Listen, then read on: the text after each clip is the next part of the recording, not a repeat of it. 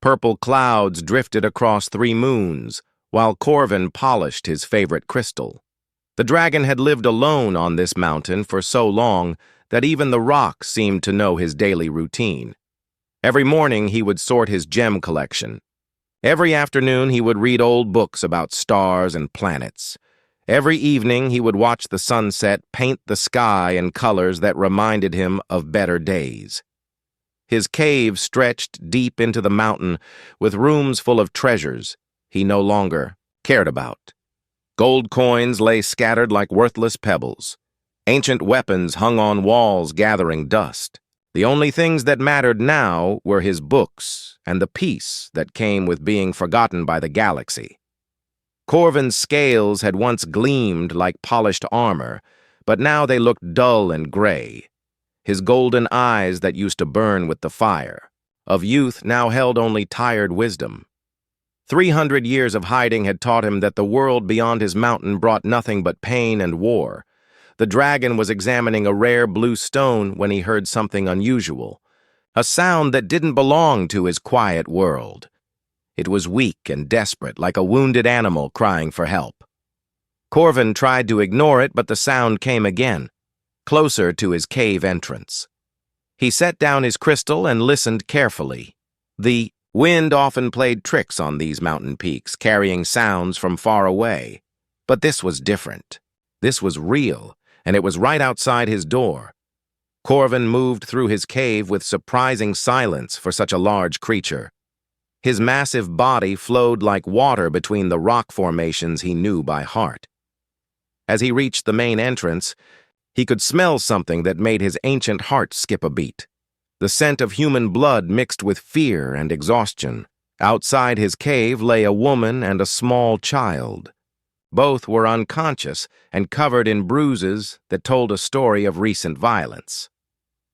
The woman's clothes were torn and dirty, her left arm bent at an angle that made Corvin wince.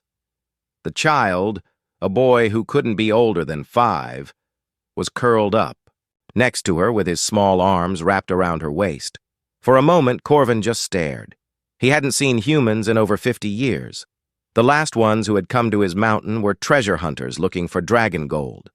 He had scared them away without much effort. But these two weren't here to steal from him.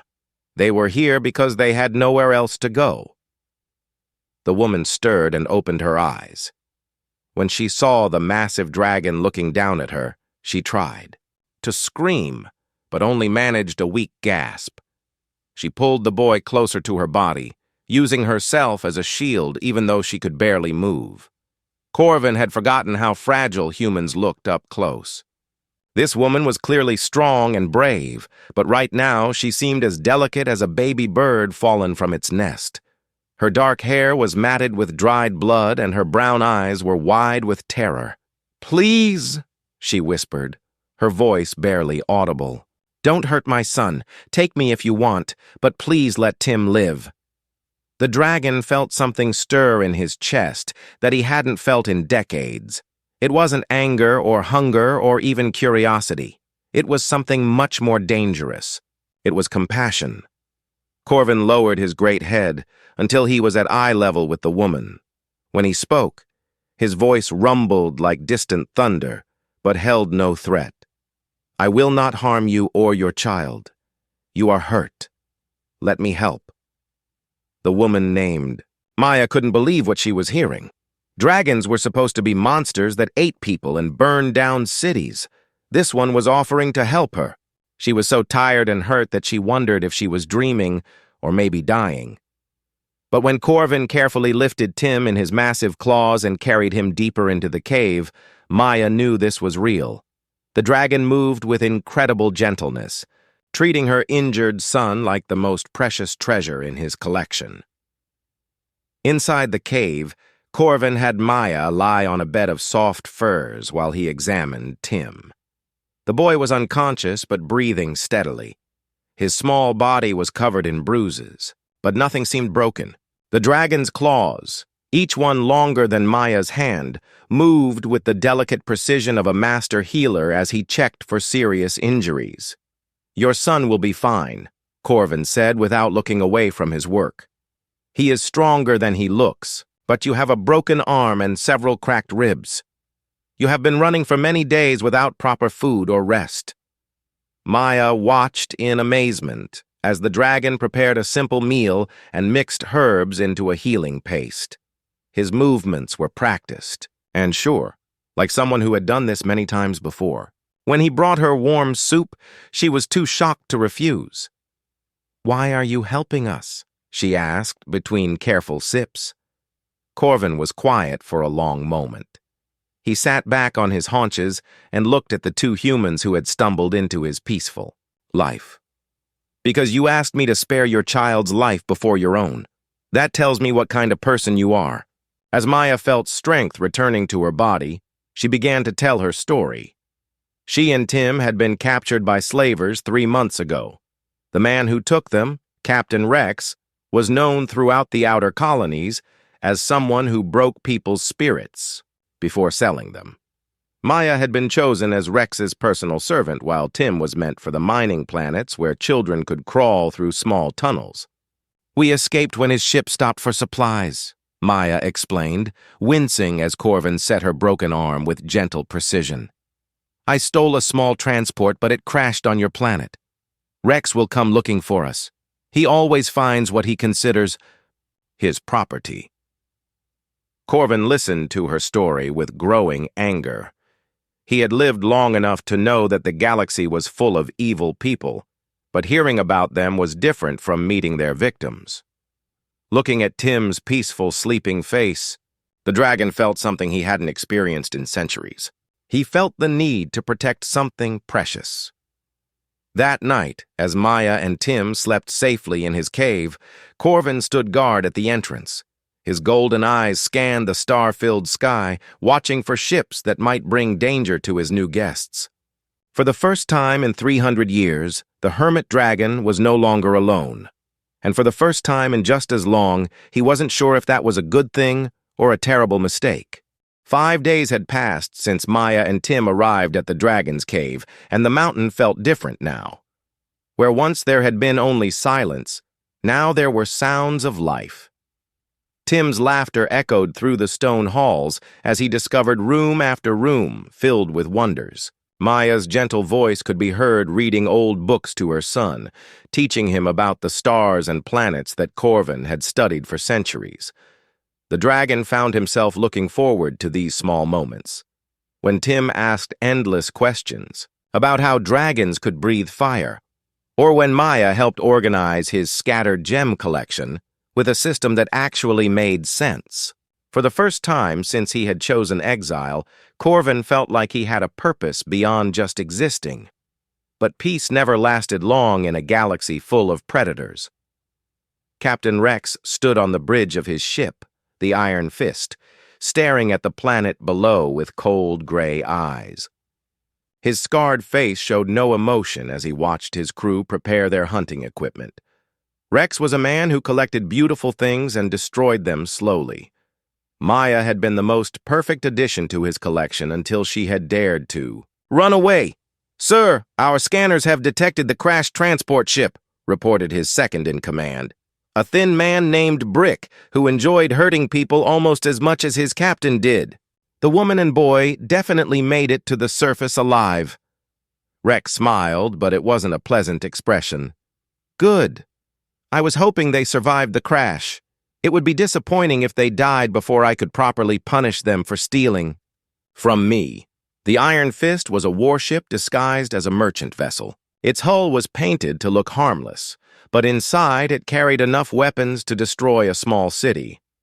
Rex had spent years building his reputation as someone who always recovered his property, no matter how far they ran or where they tried to hide. "Deploy the hunting teams," Rex ordered. "I want every cave, every forest, every rock formation on this planet searched. The woman is clever, but she's traveling with a child. They can't have gone far from the crash site." Down on the planet's surface, Corvin felt the vibrations through the mountain as heavy ships landed near the base of his peak. His ancient senses picked up the electromagnetic signatures of advanced scanning equipment. The hunters had arrived, much sooner than he had hoped. Maya was teaching Tim to read star charts when Corvin appeared in their chamber. The dragon's usually calm expression was tight with concern. "We have visitors, armed ones. They're searching the lower slopes with military-grade sensors." Maya's face went pale. She pulled Tim closer to her side, and the boy could sense his mother's fear even though he didn't understand why. "It's Rex, isn't it? He found us?" "Most likely," Corvin replied. He moved to a wall covered in ancient crystals that glowed with inner light. With careful touches of his claws, he activated what looked like a primitive viewing system. Images appeared in the crystal surfaces showing different parts of the mountain from hidden cameras the dragon had placed centuries ago. Tim gasped in wonder at the magical display, but Maya was focused on the armed figures she could see moving through. The rocks below. They wore military-style armor and carried weapons that looked far too advanced for simple bounty hunters. "There are at least 30 of them," Maya whispered. "Rex never travels with less than a full crew when he's hunting escaped property." Corvin studied the intruders with growing irritation. During his years of solitude, he had scared away the occasional treasure hunter or curious explorer with simple displays of dragon power. But these weren't random adventurers. These were professional killers with equipment designed for serious warfare. "They have energy weapons," Corvin observed, watching as one of the hunting teams used a plasma cutter to open a blocked cave entrance. "And those scanning devices will eventually find the hidden passages that lead to my home." Tim tugged on his mother's sleeve. "Mom, what's happening? Who are those men?" Maya knelt down to her son's level, trying to keep her voice steady. "Remember the bad man I told you about? The one we ran away from? He's come to take us back." But Tim surprised both adults with his next question. He looked up at Corvin with complete trust in his young eyes. "Will you protect us, Dragon Corvin, like knights protect princesses in the old stories?" The dragon was quiet for a long moment. He had spent 3 centuries avoiding exactly this kind of situation. Getting involved in human conflicts only led to death and destruction. The smart thing would be to help Maya and Tim escape through one of his secret tunnels and let them find their own way to safety. But looking at the boy's trusting face and remembering Maya's courage in shielding her child even when she thought she was about to die, Corvin realized he had already made his choice days ago when he decided to help them. "Yes, little one," the dragon said softly. "I will protect you both." Over the next several hours, Corvin prepared for something he hadn't done in centuries. War. He moved through his treasure chambers, selecting weapons and tools he had hoped never to use again. Ancient armor that could deflect plasma beams. Crystals that could overload electronic systems. Devices that could turn solid rock into deadly traps. Maya helped where she could, her experience with slaver technology proving valuable as she explained how Rex's equipment worked. "He has neural disruptors," she warned. "Weapons specifically designed to cause pain to telepathic species. If he knows there's a dragon here, he'll have come prepared." As night fell, the hunting teams grew bolder. They had mapped most of the mountain's lower levels and were beginning to climb toward the areas where Corvin actually lived. The dragon watched their progress through his crystal screens and felt old battle instincts stirring in his blood. "They'll reach the main cave system by morning," he told Maya as she tucked Tim into bed in the deepest chamber of the complex. "I'm going to meet them before they get that far." Maya caught his arm as he turned to leave. Even through his tough scales, she could feel the heat that radiated from his body when his emotions were running high. "Corvin, Rex isn't just cruel. He's smart. He survived this long by being more cunning than his enemies expect." The dragon looked down at her with eyes that now held the fire they had lacked for so many years. "Then he should have stayed away from my mountain." That night, while Maya held her sleeping son and tried not to think about what morning might bring, Corvin stood at the highest peak of his mountain home. Below him, he could see the lights of the hunting teams as they made camp and planned their assault on his sanctuary. For 300 years, he had chosen peace over conflict. But some things were worth fighting for, even if it meant returning to the violence he had tried so hard to leave behind. Maya and Tim had brought more than just noise to his quiet life. They had brought back his reasons for living. The Hermit. Dragon was about to remind the galaxy why his kind had once been feared among the stars. Dawn arrived with the sound of explosions echoing across the mountain. Rex's teams had grown impatient during the night and decided to blast their way through several cave entrances they couldn't open by normal means. The noise woke Tim, who ran to find his mother already awake and watching the crystal screens with worried eyes. "Are they coming for us?" Tim asked, trying to be brave like his mother had taught him. Maya hugged him close. "Corvin won't let them reach us. He promised to protect us, remember?" But even as she spoke, Maya could see on the screens that the hunting teams were making rapid progress. They had divided into smaller groups and were attacking the mountain from multiple directions at once. Rex himself led the largest group, moving steadily upward through passages that should have been impossible for outsiders to find. Deep in his armory, Corvin was putting on battle gear he hadn't worn in centuries. The ancient dragon armor still fit perfectly, its dark metal surface covered with protective runes that glowed softly in the dim light. As each piece clicked into place, he felt the warrior he used to be awakening inside him. But this wasn't like the old wars he had fought, when the galaxy was young. This was personal. These invaders weren't just threatening his territory. They were threatening his family. The dragon had never thought of Maya and Tim that way before, but as he prepared for battle, he realized that's exactly what they had become.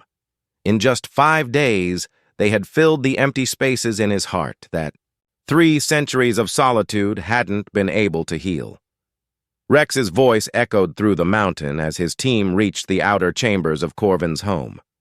The slaver was using a voice amplifier to make sure his words carried to every corner of the cave system. "Dragon, I know you're in there. I'm Captain Rex of the Iron Fist, and you have something that belongs to me. Return my property, and I'll leave you in peace. Keep hiding, and I'll turn this entire mountain into rubble." Corvin's golden eyes blazed with anger at hearing Maya and Tim called property. He activated his own voice amplification system, filling the entire mountain with the deep rumble of his reply. "Captain Rex, I am Corvin, guardian of this mountain. The woman and child are under my protection. Leave now, and you may keep your lives." Rex's laughter was cold and confident. "A dragon! I was hoping for something interesting. Do you have any idea how much dragon scales sell for in the black markets? You've just made this hunt profitable in ways I never imagined." Through his crystal screens, Corvin watched as Rex's teams unpacked weapons he recognized from his darkest memories. Neural disruptors that could cause unbearable pain to telepathic minds. Plasma cannons designed to penetrate dragon armor. Capture nets made from materials that could hold even his great strength.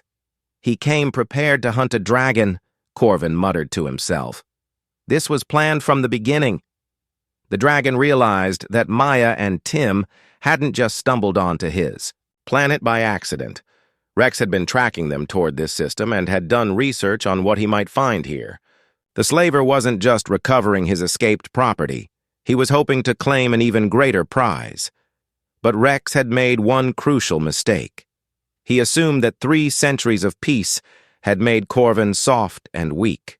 He was about to learn that some things never changed about dragons, no matter how long they stayed hidden. The first attack came without warning.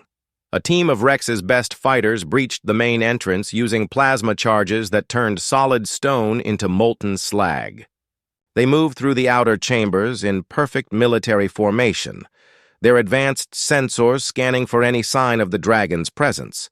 They found him waiting in the great hall where Corvin kept his most precious books and star charts. The dragon had chosen this location deliberately. If there was going to be a battle, he wanted it fought somewhere that would remind him what he was fighting to protect. "Surrender now, beast!" shouted the team leader, a scarred woman named Rita who had killed dragons before. We have weapons that can bring down something 10 times your size. Corvin rose to his full height, his head nearly touching the cave ceiling, 40 feet above. In his armor, he looked like something out of ancient legends. His scales gleamed like polished metal, and his eyes burned with inner fire. I offered your captain a chance to leave in peace, the dragon said, his voice making the very air vibrate. He chose war instead. So be it. What happened next was over in seconds, but felt like hours to those who witnessed it. Corvin moved with speed that seemed impossible for something his size. His massive claws swept through the attacking team like a scythe through wheat. His tail lashed out, crushing advanced weapons into scrap metal. His breath weapon turned the cave entrance into a wall of molten rock. But Rex had planned for this. Even as his first team was destroyed, neural disruptors hidden throughout the cave system activated. Waves of agonizing pain crashed through Corvin's mind, designed specifically to overwhelm dragon nervous systems. The ancient warrior stumbled, his great strength turned against him as his own body became a source of torture. Now you know why they call me the Dragon Breaker. Rex's voice boomed through the mountain. I've killed 17 of your kind, beast. You're just another trophy for my collection. Through his pain, Corvin could hear Tim crying in the deep chambers where Maya was trying to comfort him. The boy was scared and confused, asking why the bad men wanted to hurt his dragon friend. That sound cut through the neural disruptor's agony better than any armor could have. Maya's voice came next, fierce and determined despite her own fear. Corvin, I'm disabling the disruptor control panel. The main power coupling is behind the third crystal array. The woman had studied the cave system during their stay and noticed that many of the crystals weren't just decorative. They were part of an integrated network that could be used for communication, surveillance, and apparently as targets for enemy weapons. Using knowledge she had gained from years of being forced to maintain slaver technology, Maya began systematically destroying the control systems that were feeding power to the neural disruptors. Each crystal she shattered reduced the pain that was crippling Corvin. Stop her! Rex screamed over his communication system. All teams converge on the deep chambers. Kill the woman if you have to, but bring me the child alive. That threat was Rex's second mistake. As Maya's sabotage reduced the neural disruptor's effectiveness, Corvin's rage burned away the remaining pain. The dragon that had once been called the Starbreaker was fully awake now, and he remembered why that name had once made armies flee in terror. The battle that followed shook the entire mountain. Corvin fought with a fury that had been building for 5 days, ever since he first saw Maya and Tim broken and helpless at his door. His flame breath melted through military-grade armor like it was made of paper. His claws tore through weapon emplacements that should have been able to stop a battleship. Rex's carefully planned assault turned into a desperate retreat as his teams were systematically destroyed by a dragon who fought like the ancient legends said they could. But the slaver captain wasn't done yet. He still had one card to play. Dragon! Rex's voice was no longer confident and mocking. Now it carried the desperate edge of a cornered predator. I have explosives planted throughout this mountain. Surrender, now, or I'll bring the whole place down on top of all of us. Corvin paused in his rampage, his golden eyes scanning the crystal screens. Through his surveillance system, he could see the explosive charges Rex had placed during his initial assault.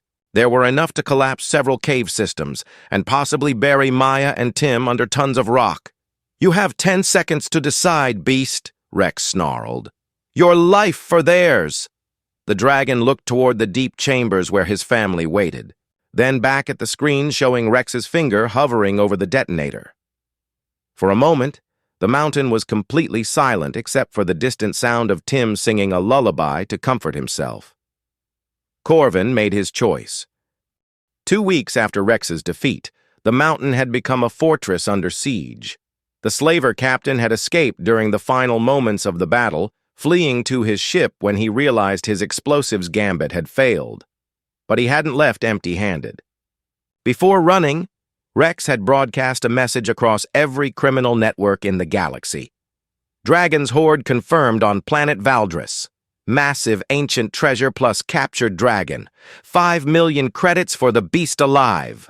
2 million for the human woman and child. Come armed for war. The response had been immediate and overwhelming.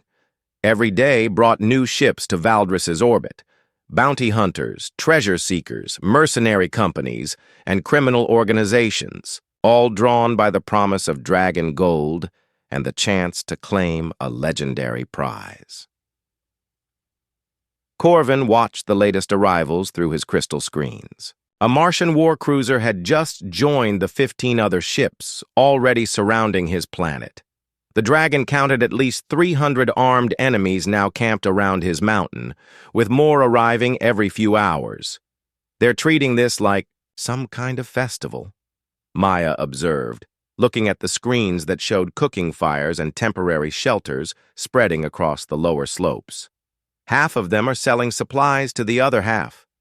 Tim sat cross-legged on the floor, sorting Corvin's gem collection into neat piles while listening to the adults talk. The boy had adapted to their dangerous situation with remarkable calm, treating it like an extended camping trip with his dragon friend.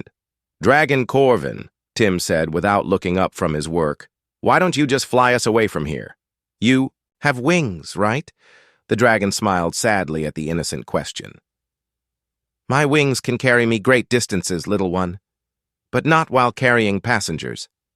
And even if they could, Rex has ships watching every approach to space. They would shoot us down before we could escape." What Corvin didn't tell Tim was that he had another reason for staying. Hidden in the deepest chambers of his mountain home was something far more valuable than gold or jewels, something that Rex and his hunters would stop at nothing to claim, if they knew it existed. 3 centuries ago, when Corvin had chosen exile, he had brought with him the Dragon Archives. These ancient crystals contained the accumulated knowledge of his entire species, including technologies that could reshape the balance of power in the galaxy. If those secrets fell into the wrong hands, the consequences would be catastrophic. Maya seemed to sense there was more to the story than Corvin was sharing. Over the past 2 weeks, she had noticed how protective the dragon was of certain areas of the cave system, how he always positioned himself between those sealed chambers and any potential threats.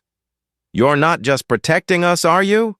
she asked quietly while Tim was distracted with his gem sorting. "There's something else here that you can't let them find." Corvin was quiet for a long moment before answering. "Knowledge can be more dangerous than any weapon, Maya. Some secrets are worth dying to protect." Their conversation was interrupted by an explosion that shook dust from the cave ceiling. Through the crystal screens, they could see that the siege had entered a new phase. The various criminal factions had grown tired of waiting and had begun actively attacking the mountain.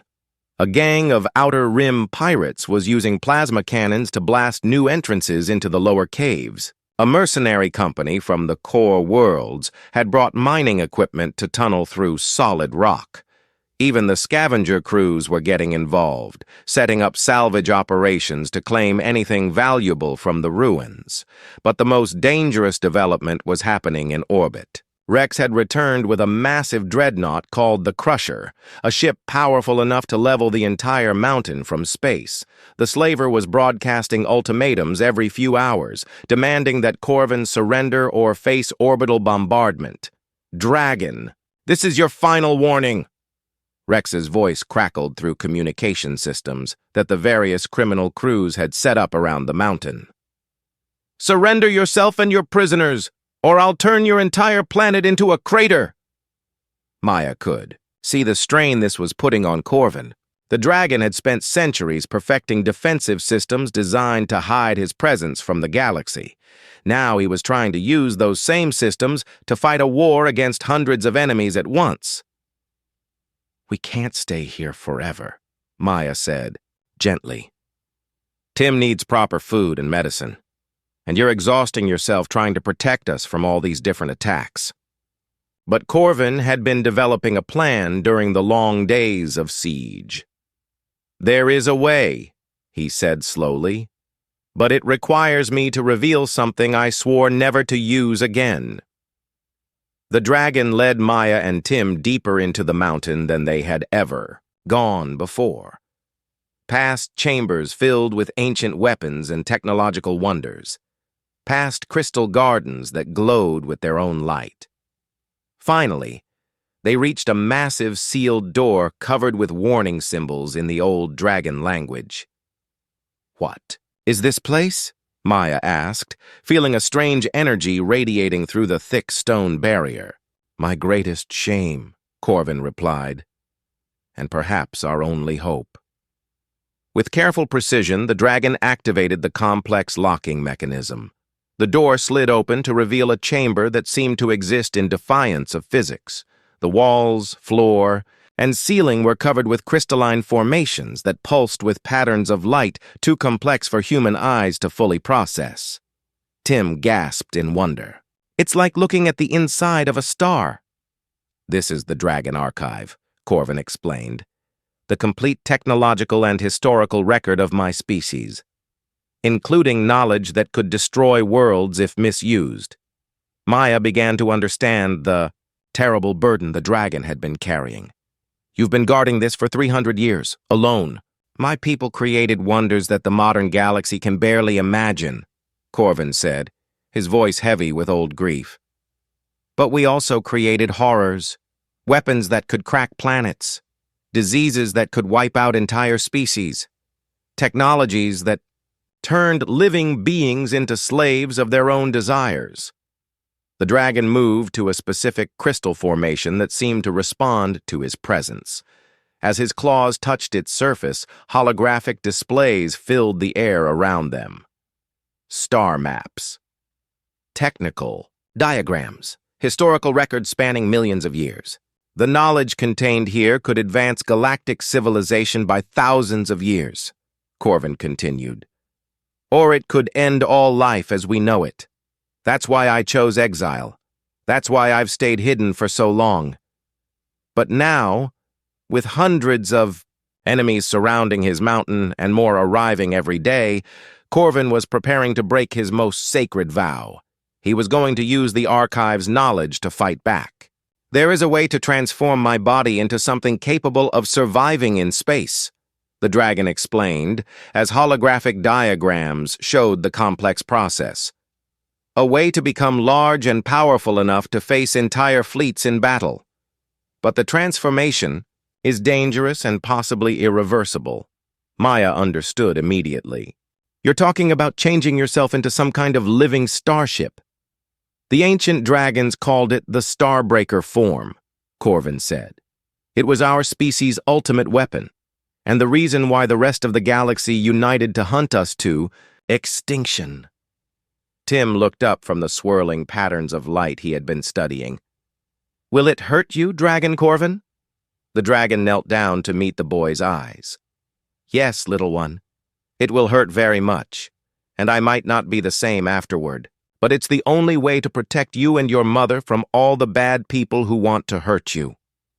Outside, the sounds of battle grew closer as the various criminal factions broke through more of Corvin's outer defenses. Rex's voice echoed across the mountain again, promising destruction if his demands weren't met within the next few hours. Looking at Maya and Tim, Corvin made his decision. Some things were worth any sacrifice. Some people were worth risking everything to protect. The Hermit.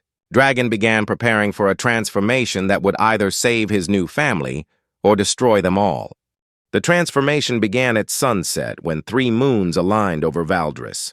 Corvin had spent the entire day in the archive chamber, downloading centuries of dragon knowledge directly into his mind and body.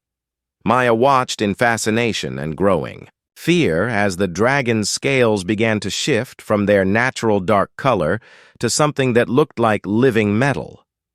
"The process cannot be stopped once it begins," Corvin explained, his voice already sounding different as changes rippled through his massive frame. "If something goes wrong, you must take Tim and escape through the deep tunnels. The archive will guide you to safety." Tim had been unusually quiet all day, sensing that something important and dangerous was about to happen. Now he approached, the transforming dragon with the fearless curiosity that only children possessed. "Will you still be you when it's over?" the boy asked, placing his small hand on Corvin's changing scales. The dragon felt his heart break a little at the innocent question. "I don't know, little one, but I will always love you and your mother, no matter what I become." Outside, Rex had grown tired of waiting. The slaver's dreadnought began charging its main weapons, preparing to blast the mountain to rubble. Other ships in orbit followed suit, creating enough combined firepower to turn the entire planet's surface into molten glass. But Corvin's transformation was accelerating beyond all expectations. The dragon's body began to stretch and expand, his bones reshaping themselves according to patterns encoded in the archive's ancient knowledge. His wings spread wider than the cave chamber could contain, forcing him to break through solid rock as he grew. Maya grabbed Tim and pressed them, both against the cave wall as Corvin's expanding form filled the entire space around them. The dragon's agonized roars echoed through the mountain as his consciousness struggled to adapt to a body that was becoming something far beyond what nature had originally intended. "Dragon Corvin!" Tim called out, trying to reach his friend through the chaos of transformation. "Remember us. Remember why you're doing this." Those words seemed to anchor something in Corvin's changing mind. Even as his body became something alien and vast, his golden eyes found Tim and Maya and held on to the love he felt for them like a lifeline. The mountain exploded outward as Corvin completed his transformation. Where once there had been a dragon, now there was something that defied description. A living creature the size of a battleship, with scales that gleamed like armor plating and eyes that burned like twin stars. His wings had become massive solar collectors that crackled with barely contained energy. The criminal fleets in orbit stopped their attack preparations as they tried to process what they were seeing. This wasn't just a dragon anymore. This was something from the oldest legends, when dragons had been the apex predators of space itself. Rex stared at his screens in shock and growing fear. "What is that thing? How did it get so big?" His question was answered when Corvin spoke, his voice now carrying across space itself through some form of telepathic broadcast that reached every ship in the system. "I am Corvin the Starbreaker, last guardian of the Dragon Archives. You came to my world seeking treasure and slaves. You threatened those under my protection. For these crimes, you will answer." Half of the criminal fleets immediately began powering up their engines, preparing to flee the system as fast as their ships could carry them. The legends of the Starbreaker dragons were old but not forgotten. Stories told of creatures that could tear battleships apart with their claws and breathe plasma hot enough to melt through any armor. But Rex refused to retreat. He had built his reputation on never backing down from a fight, and he wasn't about to start now. "All ships concentrate fire on the dragon. It's just one creature against all of us." The battle that followed lit up the night sky of Valdris like a second sun. Rex's coalition of criminals unleashed everything they had at the high, transformed dragon, filling space with plasma beams, missiles, and exotic energy weapons. For a moment, Corvin disappeared in a cloud of explosions and fire. Then he emerged, completely unharmed, his metallic scales absorbing and redirecting the energy attacks back at his enemies. His breath weapon had evolved into something terrifying, a focused beam of pure stellar fire that could cut through ship hulls like they were made of tissue paper. The first wave of attackers was destroyed in minutes. Corvin moved through space with impossible grace for something his size, his massive claws tearing through armored cruisers, while his tail swept smaller ships aside like toys. But the transformation was taking its toll. Maya could see through. her connection to the archive that Corvin was burning through his life force to maintain this form. Rex watched his carefully assembled fleet being systematically destroyed and felt something he hadn't experienced in years: pure terror. But rather than retreat, the slaver's madness deepened. If he couldn't claim the dragon as a prize, he would make sure no one else could either. "All remaining ships ramming speed!" Rex screamed into his communication system. "If we're going down, we're taking that monster with us!" The Crusher, Rex's massive dreadnought, began accelerating directly toward Corvin.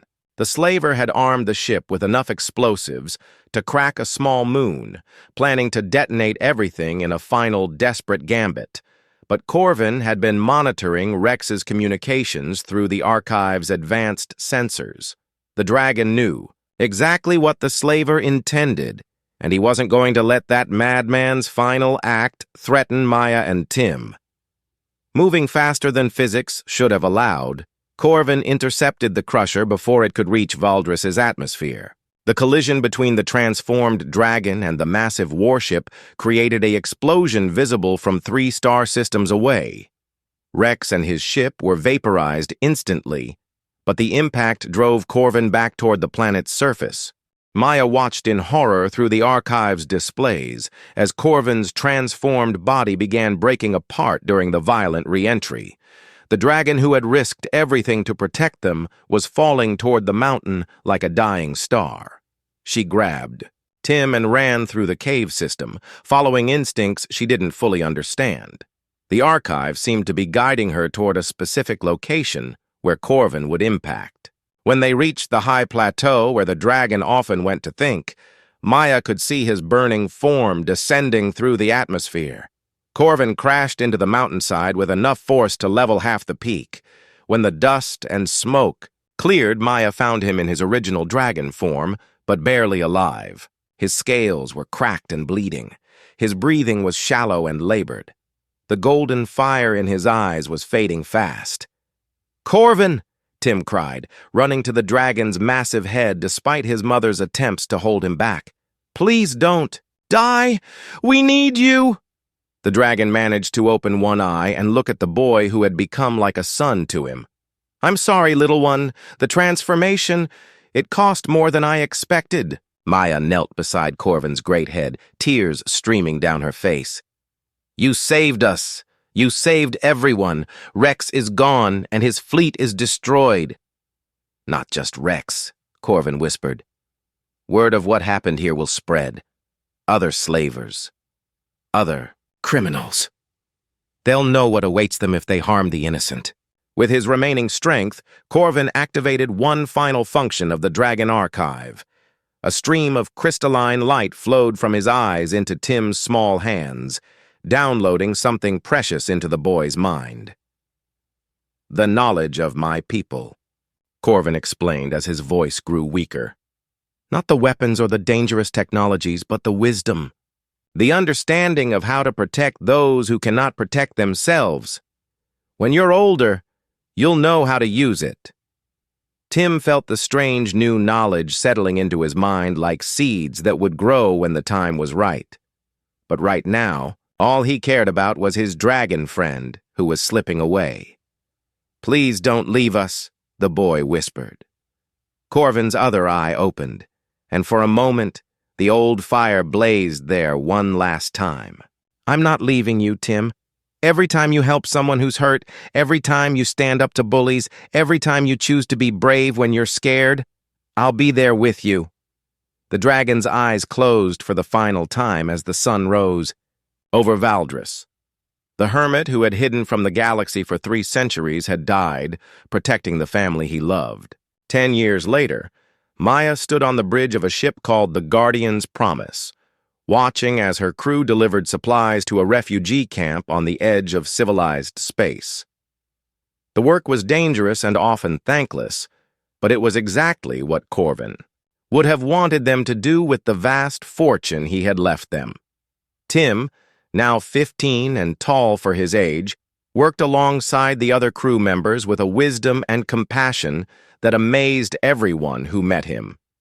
The dragon's final gift had grown within him, granting understanding far beyond his years and an unshakable dedication to protecting those who couldn't protect themselves. The Corvin Foundation had become legendary throughout the galaxy. Slavers feared their rapid response teams. Pirates avoided systems under their protection.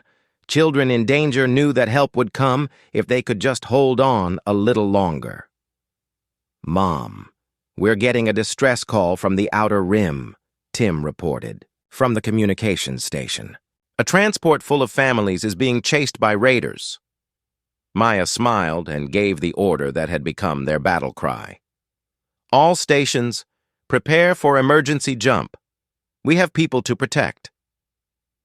As the Guardian's promise disappeared into hyperspace, racing toward another rescue mission, the spirit of an ancient dragon watched over them with pride. Corvin had discovered that the greatest treasure wasn't gold or gems or even knowledge. It was the love of family and the legacy of protection that could echo through generations. The Hermit dragon's life had truly changed when Maya and Tim appeared at his door. But the change hadn't ended with his death. It had only begun. And somewhere in the vast galaxy, those who preyed on the innocent still whispered warnings about the dragon's heirs, who carried on his mission of turning pain into hope and fear into courage. The legend lived on, not in stories of a fearsome beast, but in the simple truth that sometimes the most powerful force in the universe is someone who refuses to let others suffer alone.